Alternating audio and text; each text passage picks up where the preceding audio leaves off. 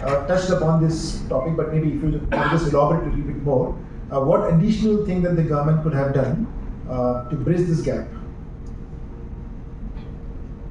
Government till now they have done. In 17, Yeah. in that particular budget, the government had promised to double the farmers' income by 22, by FY22. And even in the the latest budget that was presented yesterday, there was a reference to improve the farmers' income. Now, just want to understand your thoughts and perspective in terms of what do you think, where do we stand today in terms of the government's original promise of doubling the farmers' income, and how this particular budget really works in the interest of the farmers. So maybe some thoughts around that.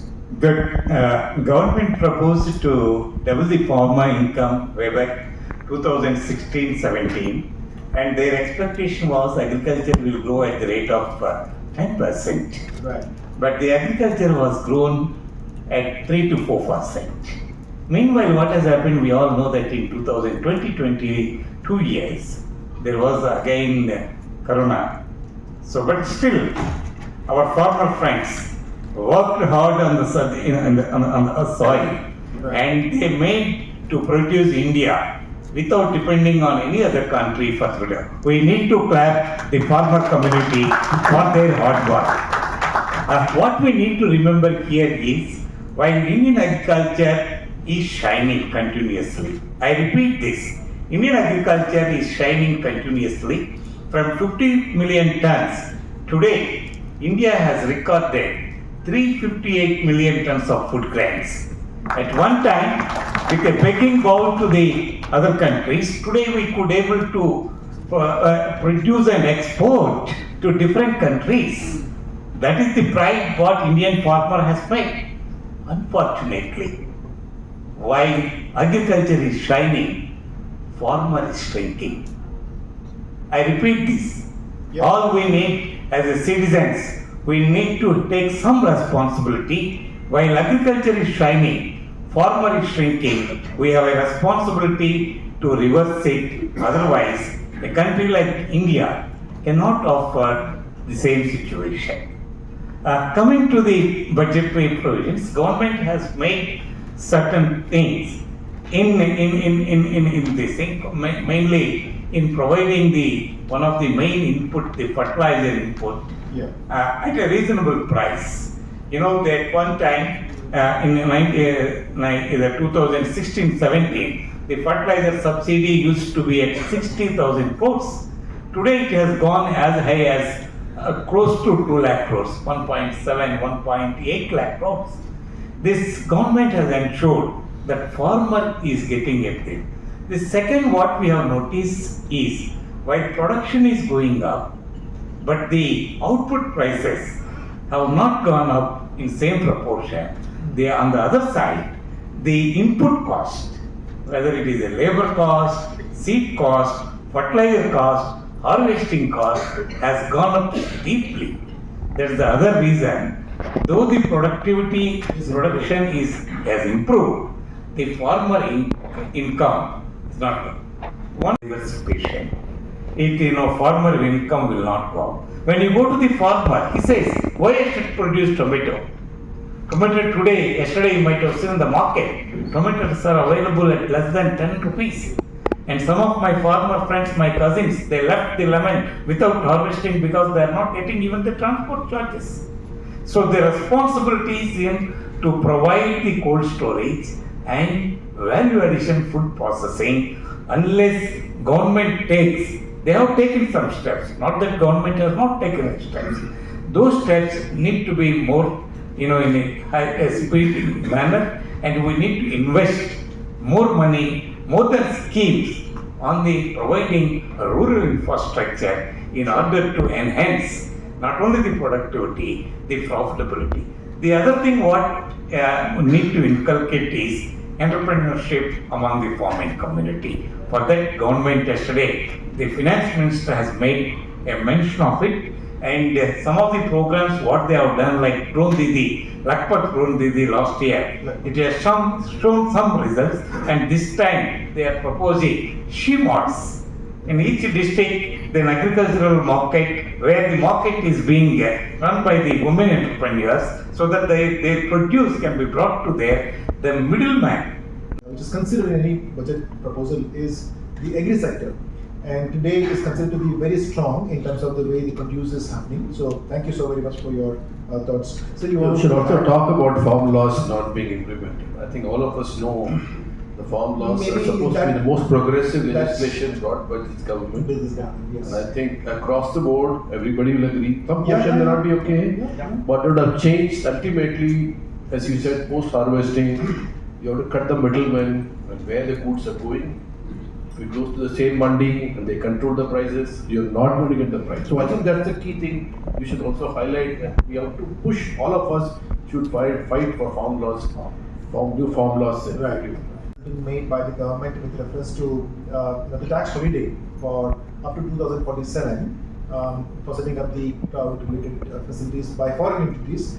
How do you see this as a move? And also, please enlighten us to understand in terms of what kind of practical challenges that we will face as a country to implement this effectively. So, like, suppose today we made this announcement. Is it something like foreigners are going to rush towards this, or what are the additional things that they will look before this really become lucrative and implementable? Your thoughts? Good question. Thanks for this opportunity. See, one thing is very clear. If India has to become a digital superpower, certainty of cloud infrastructure is non-negotiable. Because today everything is moving on to cloud. That's non-negotiable. And this budget clearly acknowledges that. That is clear. Come to global investor perspective. For a global investor perspective, any investment, especially on cloud and infrastructure investment, it's a long-term strategic investment. I personally feel this is one of the most strategic, bold decision this budget has taken. One of the bold decisions. A couple of things are this is one of the bold decisions this budget has taken. If you look at very large investors, global investors, they want to invest on data center and cloud. This has a high capex investment with thousands of crores of investment, and it's a long gestation period. It's a 12 years, 15 years, a minimum return on investment, break-even period. That is a long gestation period. So what anybody looks at, right? And who are the large cloud players globally? Amazon, Google, Microsoft. Apart from there are another half a dozen other players out there. Oracle has, even SAP has. So a lot of other players are available. They are not actually made announcement of large investments here. What they look at, they will not look at one-time incentives, right? They look at long-term policy, continuity, stability of the policy. Right? This is what they look at. Predictability, if policy predictability is clear, right? This is probably look at Ireland, which is successful data center, or Singapore, or even some parts of US. All of them gave very stable. Okay, this policy will be clear. Tomorrow government changes. It's not a 5-year policy; it's a 20-year policy. That gives predictability for any cloud infrastructure companies to come and invest in it. I was very excited when the finance minister talked about allocating some amount for the biopharmaceutical, and but having some knowledge about pharma, when I looked at the amount of 10,000 crore rupees that is being proposed, I personally felt something which I don't want to tell you so to prompt or influence your views. But how do you see this development in the context of the way the biopharmaceutical business really works, the biopharma business works? One, is this enough? Or what do you think that the government could have done more to promote this, considering the fact that healthcare, especially for a country like India with a mass population, affordable healthcare is something which is very, very critical next to the agricultural activities. So your thoughts on that? So this is my view. It's like even from the pharmaceutical, I think on the biosimilars point of view, this is a welcoming step in the right direction. So just to give like in India, if any biosimilar, if you have to develop like a global means is today the value comes more in if you start selling in USA or in Europe, the value comes, I think most of the value comes from these two geographies. And other than emerging markets at India level also you can get a value. But as compared to India emerging markets, in these two geographies you get a extremely very high value.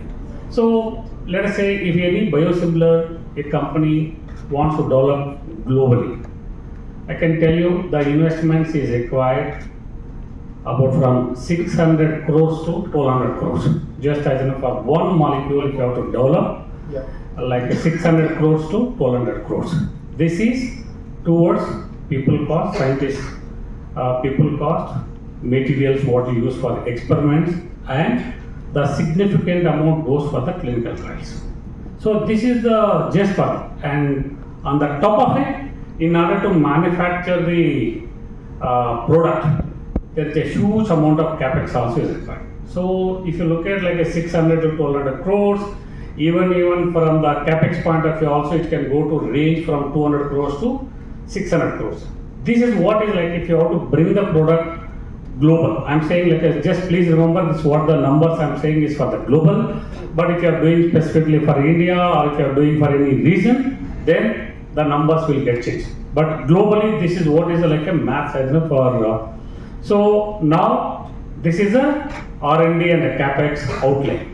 Further, if you look at in the pharmaceuticals, like from now to 2030, most of the innovative products, patents are going to be expired. The moment I think patent gets expired, then all the companies, you name it, any Indian companies, I think Dr.Reddys, Cipla, Aurobindo, Sun, we are all in the generics companies, and then we will just want to develop on the expiry date, want to launch. So now most of the companies are focusing to increase number of molecules development. In view of this, like that, whatever is R&D outlay as well as capex. Now that's why I'm just saying this is a very, very welcoming step. But Sanjay also asked whether this is like a 10,000 crores for like a per annum is like a 2,000 crores an average. And still we are yet to see how these 2,000 crores also are going to be dispersed to the company. I think we have to see the full details. But my view, this is a good step, but maybe the going forward I'm expecting the outlay can be increased considering what the expenses. Also in the outside, I think there is a regulators also trying to relax this, especially clinical trials. Clinical trials or whatever I've told you, like a 600 to 1200 crores is more around 60% or 60 to 70% is the clinical trial cost, and there is a phase 1, phase 3. Now that also is like both Europe and US regulators are trying to merge. If once they merge that, I think relax the rules and that cost also will reduce. So we are in the midst of all these activities. My way, this is right. And also, I just want to give another example. The way in which Government of India has implemented the PLA scheme is one of the best schemes. I can say that right from implementation, how overall the process, governance, and then settling the yearly amount is like a. We went and spoke at Delhi in a bigger forum. That's how I think this also the outlays have to be increased, and then if it is implemented, then most of the companies come forward to increase the number of biosimilars, and then which will help to compete globally. Otherwise, suppose I think if this is the outlay is there, most of the companies will not able to invest such type of I think cash flows. Right. TREDS, for example, it talks about TREDS. TREDS is a working capital or an invoice discounting mechanism, bill discounting mechanism. It's a very good measure. I'm asking myself, I run 4 MSMEs. We have not used TREDS at all. Primarily because when you have a banking system, which is largely working on supplying some kind of a credit to you, either on the data side or on the inventory side, largely data side, many service industries are data driven. Then it is actually conflicting with government schemes or banking funding. But otherwise, I would say it's a very interesting measure to develop an alternative mechanism. And the beauty was, earlier was the recourse. When you discount it, where did the recourse go? Now with the guarantee scheme, I think it will strengthen. The CPEs are a very small segment of this. So what the government has said is let us enforce the TREDS model for CPEs, Central Public Sector Enterprises, but we need to enlarge the base. But I must say, with a very, very happy heart that Mr. Narendra Modi is one person who understands MSME more than anybody else, and probably we are probably the best of times, but we have 90% of the journey is still open. The second part of MSME, which I think she opened the statement by saying we want to become, our enterprises should become champion MSMEs. We want MSMEs to grow beyond that size. The only way to grow is to grow globally. So the growth funding is always high risk. See, if you see an MSME entrepreneur like me, we are typically first generation entrepreneur. We don't have capacity to take a loss, big loss. So invariably, there's a fear of failure. So I think what we need in this country is growth funding. And for the growth funding, the most important thing is grant. I started by saying grants are very crucial. If you really want to change the MSME scenario in this country, the government has to be the largest supporter of MSME. They can identify which MSME they want to support. That is the champion MSME we're talking about. And we need to start giving grants without any conditionality, without putting so much of bureaucracy around it, which you can't claim. But I think that's where I would say where we need to go. No, absolutely, sir.